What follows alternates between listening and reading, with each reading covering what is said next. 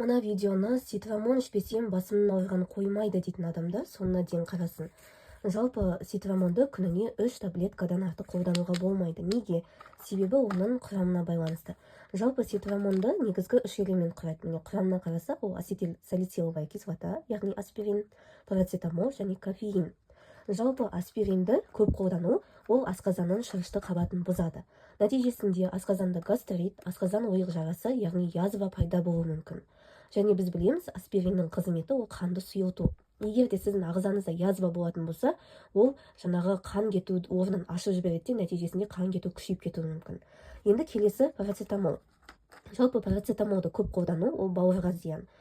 Кез келген дәрі біздің бауырымыздан фильтрдан өтеді. Оның ішінде ең қауіптісі парацетамол деп айтуға болады, себебі ол бауыр клеткаларын бұзады. Сондықтан да ситрамон ғана емес, парацетамолдың өзін де күніне 4 граммнан артық қолдануға болмайды деп айтады. Енді кофеинге келсек, біз білеміз, кофеиннің қызметі ол қан қысымын көтеру. Гипертоник адамдарға ситрамонды көп ішуге болмайды, себебі оның құрамында кофеин бар. Ол қан қысымын түсірмейді, керісінше көтеріп жіберуі мүмкін.